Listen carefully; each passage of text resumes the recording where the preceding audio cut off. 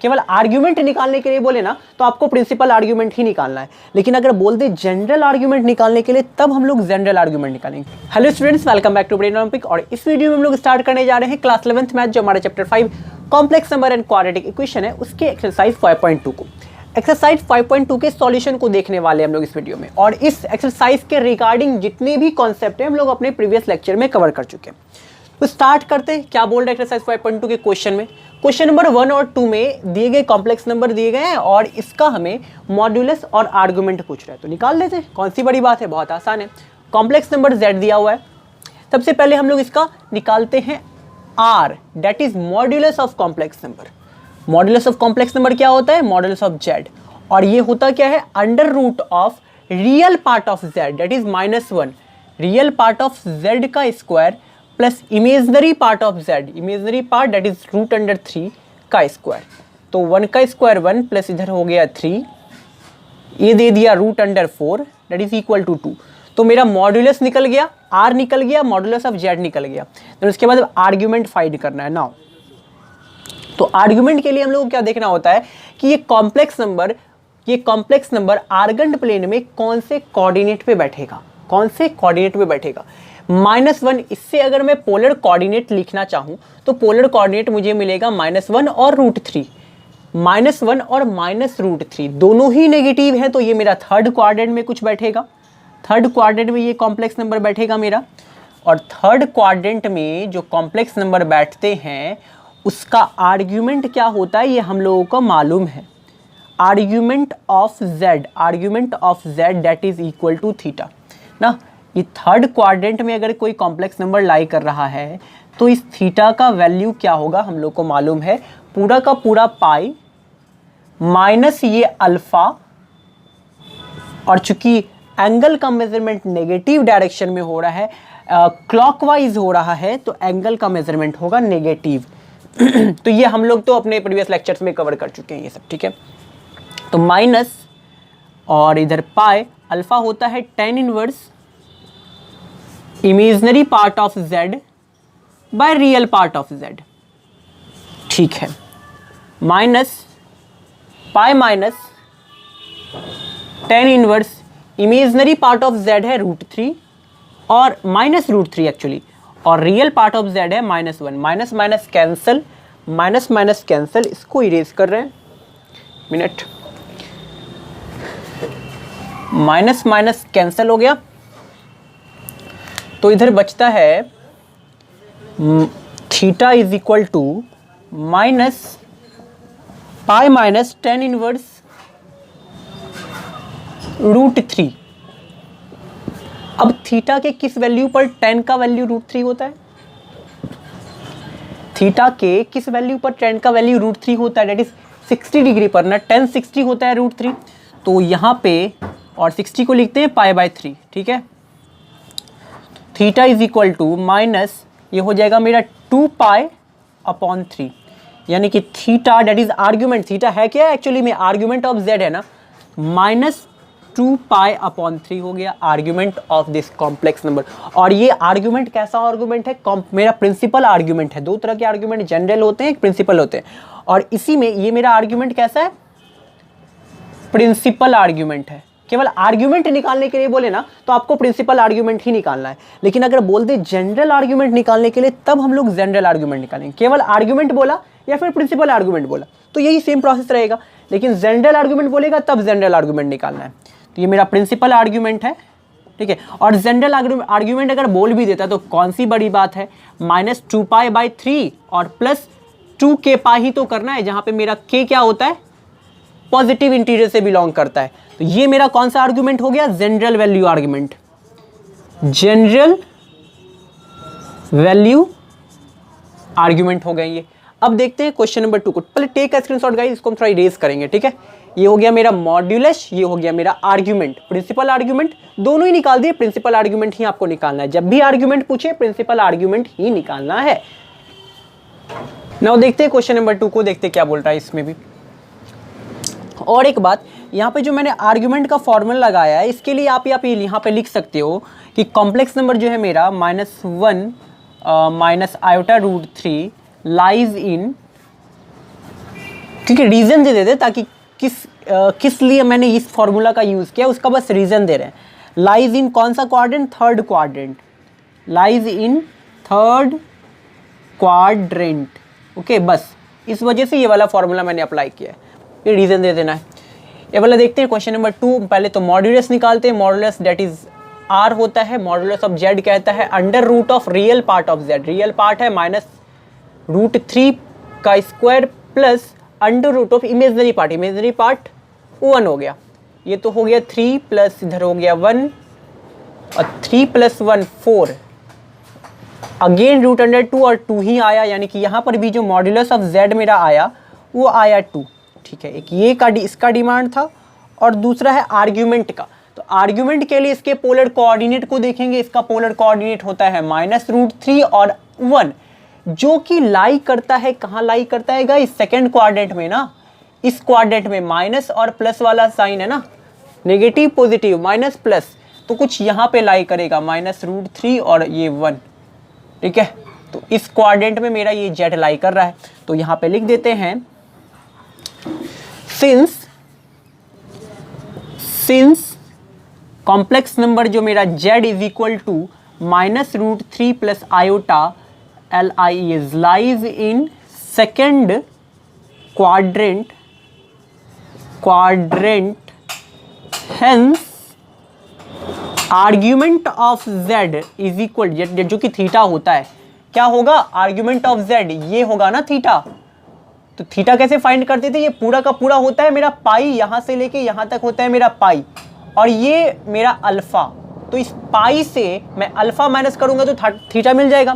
तो pi minus alpha, ये हम लोग डिराइव कर चुके हैं अपने प्रीवियस लेक्चर्स में, पाई माइनस अल्फा। तो पाई माइनस अल्फा होता है tan inverse imaginary part of z by real part of z। Pi minus tan inverse imaginary part हो गया मेरा 1 और रियल पार्ट हो गया -√3।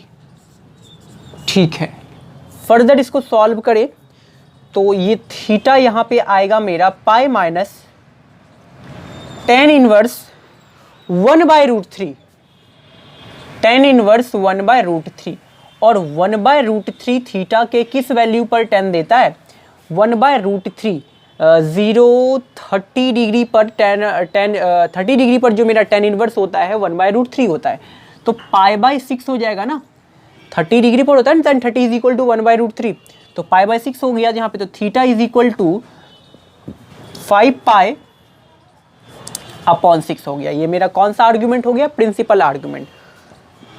प्रिंसिपल आर्ग्यूमेंट है। अगर जनरल आर्ग्यूमेंट पूछेगा तो इसमें कुछ नहीं, बस 2k पाई ऐड कर देंगे, जहाँ पे k मेरा पॉजिटिव इंटीजर से बिलोंग करता है। फर्दर मूव करते हैं क्वेश्चन नंबर 3 की ओर। Take a screenshot guys.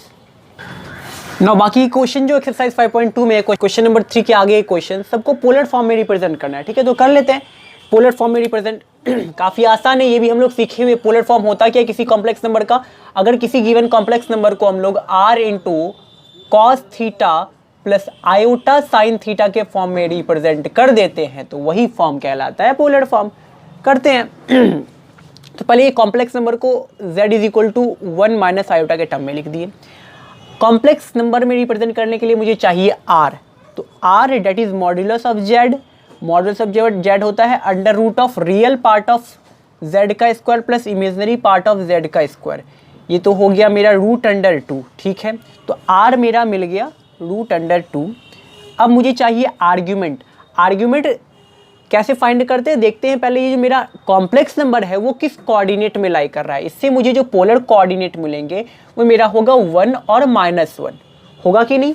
और 1 और -1 का बात करें तो ये मेरा लाई करेगा कुछ फोर्थ क्वाड्रेंट में ना, 1 और -1 मेरा फोर्थ क्वाड्रेंट में लाई करेगा। पॉजिटिव और नेगेटिव है, फोर्थ क्वाड्रेंट में लाई करता है।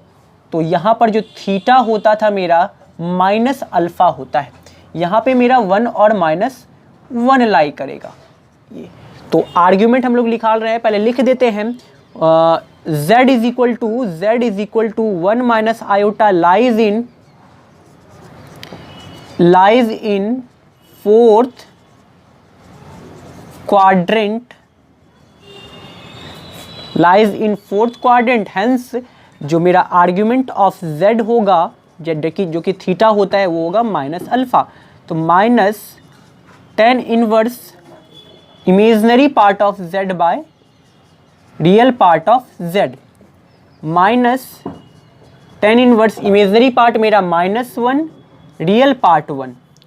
मॉड जो है नेगेटिव को पॉजिटिव कर देता है, तो टेन इनवर्स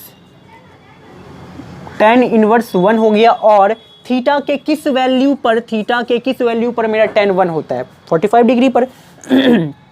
45 बोले तो π/4, और यहाँ नेगेटिव साइन है, तो आर्ग्यूमेंट भी मेरा मिल गया, आर्ग्यूमेंट ऑफ z भी मेरा मिल गया, माइनस π/फॉर्म। अब हम लोग आराम से इसको पोलर फॉर्म में रिप्रेजेंट कर देते हैं। पोलर फॉर्म कहता है z is equal to r into cos theta plus iota sine theta. ये मेरा क्या है? पोलर फॉर्म है। ओके, तो z is equal to r मेरा आया है √2, और थीटा का वैल्यू आया है -π/4, -π/4 प्लस आयोटा साइन -π/4। ये हो गया मेरा पोलर फॉर्म। अब इसको फर्दर सॉल्व नहीं कर देना है, सॉल्व करेंगे तो वापस से हमको यही मिल जाता है, हम लोग पहले देख चुके हैं। तो ये हमारा पोलर फॉर्म हो गया। मूव करते हैं क्वेश्चन नंबर 4 की ओर। Take a screenshot guys. Now देखते हैं क्वेश्चन नंबर 4 को। क्वेश्चन नंबर 4 में z is equal to -1 plus iota. Similar ही प्रोसेस रहेगा। सबसे पहले हम लोग को r फाइंड करना है, r that is under root of real part of z का square plus imaginary part of z का स्क्वायर। ये फिर से अगेन हमको √2 ही देगा। देन उसके बाद आर्ग्यूमेंट, तो ये वाला जो z है, ये z, इसका अगर मैं पोलर कोऑर्डिनेट लिखूँ तो ये मुझे देगा -1 और 1। -1 और 1 ये मेरा लाई करता है सेकेंड क्वाड्रेंट में। सेकेंड क्वाड्रेंट में -1 और 1 कुछ लाई करेगा। तो इस कोऑर्डिनेट के लिए जो हमारा आर्ग्यूमेंट होता था वो मेरा पाई माइनस अल्फा होता था। तो सेकेंड क्वाड्रेंट यहाँ लिख देते हैं।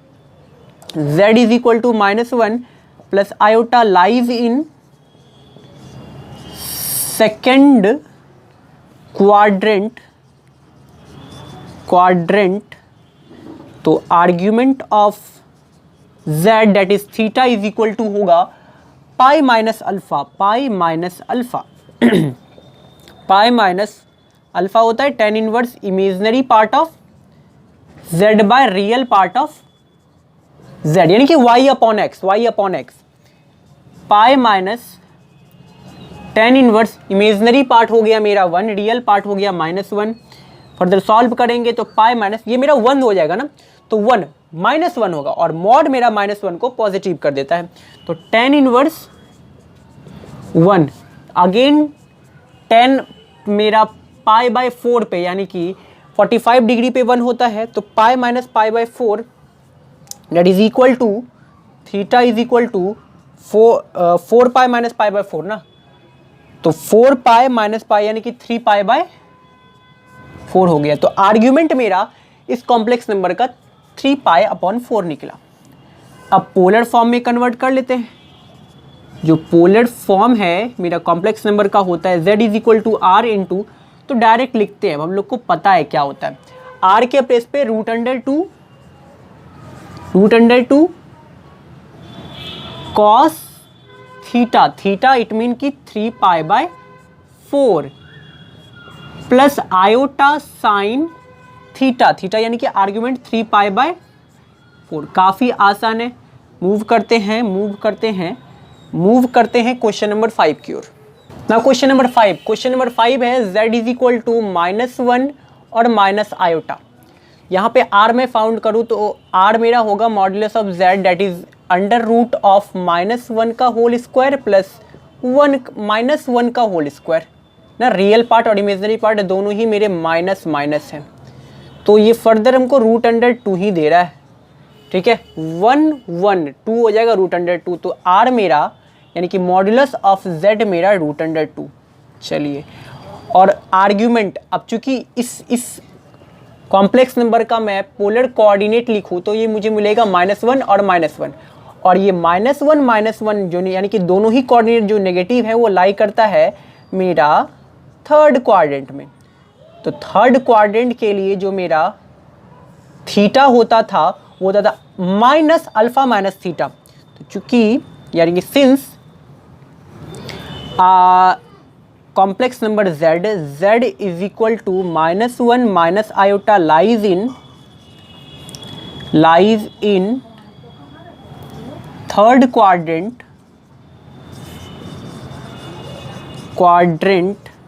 तो argument of z that is theta is equal two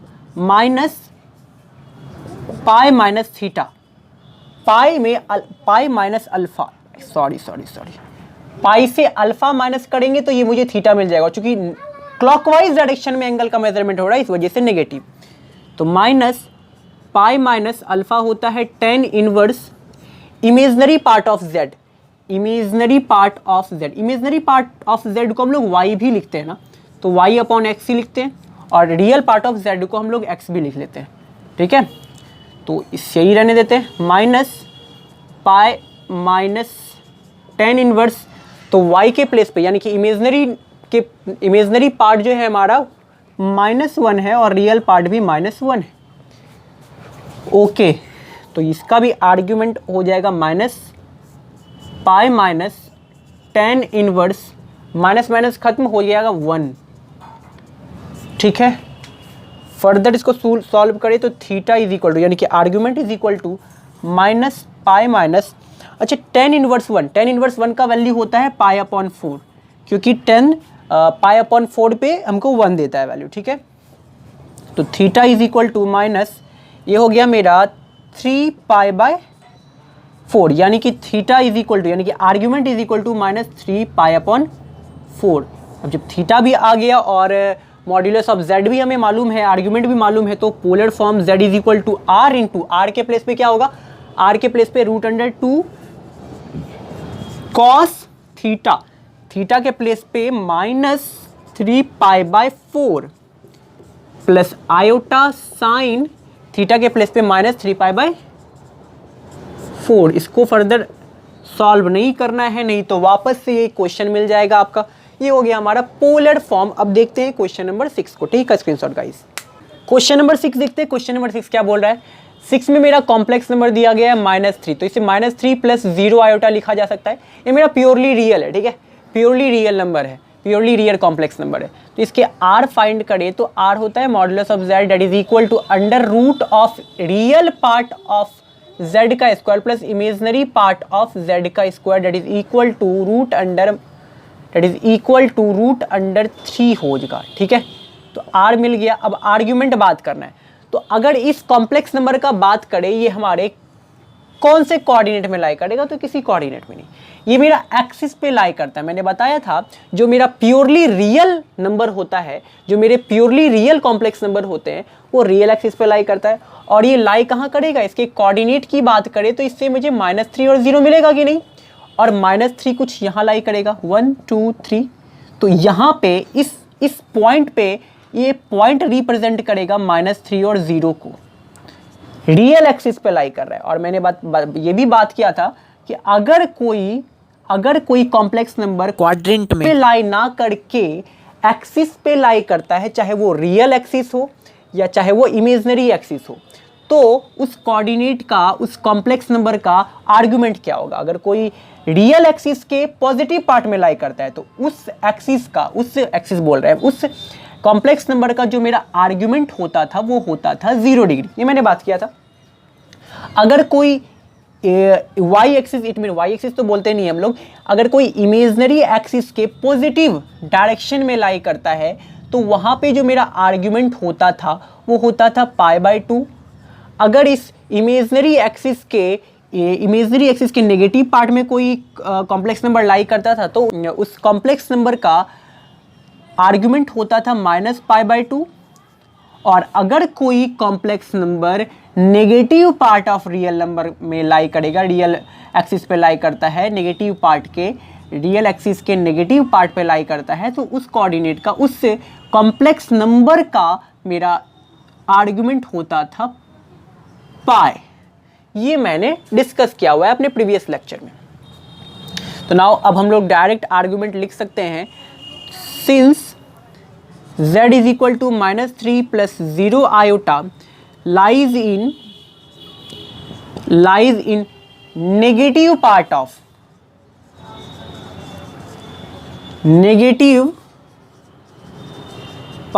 of real axis, तो इसलिए मेरा आर्ग्यूमेंट ऑफ z जो होता है दैट इज थीटा, वो होता है मेरा पाई। तो इसके लिए ज़्यादा करने का ज़रूरत नहीं है, बहुत आसान होता है। नाउ अब हम लोग कॉम्प्लेक्स नंबर के पोलर फॉर्म को लिखने जा रहे हैं, ठीक है। पोलर फॉर्म देखिए तब क्या होगा, z is equal to r it mean की √3, फिर cos थीटा, थीटा यानी कि pi, plus iota sine theta यानी कि पाई। तो ये हो गया मेरा पोलर फॉर्म। आसान था काफ़ी, इसको याद रखना है। अगर कोऑर्डिनेट में लाई ना करे कोई कॉम्प्लेक्स नंबर, बल्कि एक्सिस पे लाई करे, तो उस कंडीशन में मैं उस कॉम्प्लेक्स नंबर का, उस पार्टिकुलर कॉम्प्लेक्स नंबर का आर्ग्यूमेंट क्या लिखूंगा, ठीक है। बहुत आसान होता है। ठीक है, स्क्रीनशॉट गाइस। मूव करते हैं क्वेश्चन नंबर 7 की ओर। क्वेश्चन नंबर 7 इसमें दे रखा है z is equal to √3 plus iota. r find करेंगे तो real part of under root of real part of z का square plus imaginary part of z का स्क्वायर। तो ये हो गया मेरा 3, ये हो गया मेरा 1। तो ये फाइनली हमें दे दिया √4 दैट इज इक्वल टू 2, यानी कि मेरा जो r हो गया वो हो गया 2। अब आर्ग्यूमेंट लाई करेगा कहाँ पे, आर्ग्यूमेंट क्या होगा, तो इसके अगर मैं पोलर कोऑर्डिनेट का बात करूँ तो इससे मुझे मिलेगा √3 और 1। √3 और 1 मेरा लाई करेगा फर्स्ट कोऑर्डिनेट में। फर्स्ट कोऑर्डिनेट में √3 और 1 लाई करेगा, दोनों ही पॉजिटिव हैं इस वजह से। तो इस कोऑर्डिनेट के लिए जो मेरा आर्गुमेंट होता था, जो थीटा होता था, वो होता था अल्फा। तो since z is equal to √3 plus iota lies in first quadrant, तो argument of z it mean कि theta is equal to alpha. Alpha बोले तो tan inverse y upon x बोले तो imaginary part of z by real part of z। तो tan inverse imaginary part हो गया 1, real part हो गया √3। तो ये मुझे दिया tan इनवर्स, तो मॉड ऑफ 1/3 तो 1/3 ही होता है। अब थीटा के किस वैल्यू पे मेरा tan 1/3 होता है, तो 60 डिग्री पे, 60 डिग्री बोलते हैं, हाँ 60 डिग्री पे थीटा जो होता है मेरा 60 नहीं 30 डिग्री पे, सॉरी गाइस 30 डिग्री पे जो मेरा tan होता है वो 1/3 होता है। तो थीटा इज इक्वल टू हो जाएगा मेरा π/6 30 डिग्री पे, ठीक है। तो अब थीटा इट मीन की आर्ग्यूमेंट भी हमें मिल गया, तो आर्ग्यूमेंट भी आ गया और मॉड्यूलस भी आ गया, तो पोलर फॉर्म भी आ जाएगा। अब पोलर फॉर्म बोले तो z is equal to r into cos theta यानी कि π/6 प्लस आयोटा साइन थीटा यानी कि π/6। चलिए क्लियर है। मूव करते हैं क्वेश्चन नंबर 8 की ओर। Now last question of this exercise, question number 8। इसमें आयोटा दिया हुआ है, यानी कि ये प्योरली इमेजनरी नंबर हमें दे रखे हैं। इसे हम लोग 0 प्लस आयोटा के टर्म में लिख सकते हैं, और यहाँ पे r हो जाएगा यानी कि मॉडुलस ऑफ z हो जाएगा √ ऑफ 0 का स्क्वायर प्लस 1 का square, that is equal to 0 plus 1 1 होता है, √ ऑफ 1 होता है 1। तो मेरा r हो गया 1, ठीक है। और यहाँ पे थीटा फाइंड करना है, थीटा बोलते हैं, हाँ थीटा फाइंड करना है, यानी कि आर्ग्यूमेंट फाइंड करना है। आर्ग्यूमेंट के लिए इसके पोलर कोऑर्डिनेट देखेंगे जो कि 0 और 1 है। क्योंकि ये मेरा प्योरली इमेजनरी है ना, तो हम बात किए हुए हैं प्योरली इमेजनरी नंबर हमेशा इमेजनरी एक्सिस पे बैठते हैं। 0 और 1, तो 0 तो मेरा यही हो गया और कुछ 1 यहाँ पे होगा, यानी कि 0 1 कुछ यहाँ लाई करता है। मेरा जो कॉम्प्लेक्स नंबर है z वो मेरा इमेजनरी एक्सिस पे बैठ रहा है, और इमेजनरी एक्सिस पर अगर कोई कॉम्प्लेक्स नंबर बैठा होता है तो उसके आर्ग्यूमेंट मैंने बताया है होते हैं π/2। अभी भी जस्ट बात किए ना, अभी जस्ट बात किए, तो यहाँ पे आर्ग्यूमेंट ऑफ z पहले लिख देते हैं रीजन कि क्या रीजन है। Since z is equal to 0 plus iota lies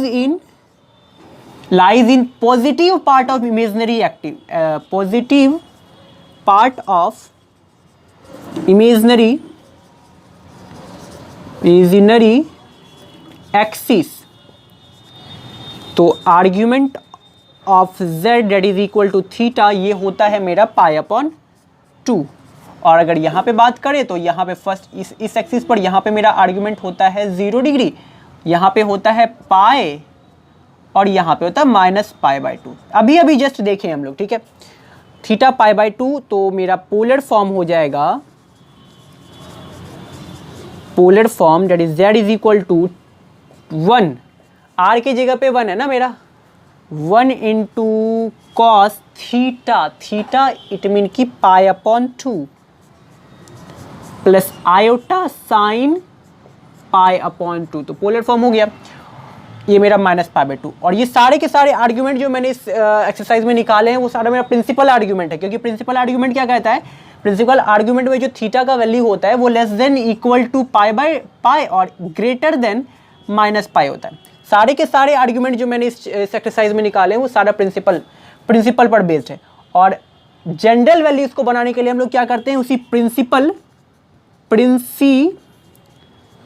argument में, प्रिंसिपल आर्ग्यूमेंट ऑफ z में अगर आप 2k π, बस 2k π ऐड कर दो, वो मेरा जनरल वैल्यू आर्ग्यूमेंट बन जाएगा, जहां पे मेरा k लाई करता है पॉजिटिव इंटीजर से। बस अब मूव करते हैं फर्दर लेक्चर्स की ओर, हम लोग जानेंगे क्वाड्रेटिक इक्वेशन है इसके जस्ट बाद, वो क्या होता है। फिर इसके बाद भी बहुत इंपॉर्टेंट से टर्म हम लोग समझेंगे जो कि एनसीईआरटी में मेंशन नहीं है, लेकिन इस चैप्टर की खूबसूरती आपको वहाँ पे पता चलेगा कितना ज़्यादा इंपॉर्टेंस है, और बहुत बारीक सब बात जो कि आपने पहले कभी नोटिस ना की होगी वो आपको पता चलेगा इसके और भी लेक्चर्स पढ़ने के बाद।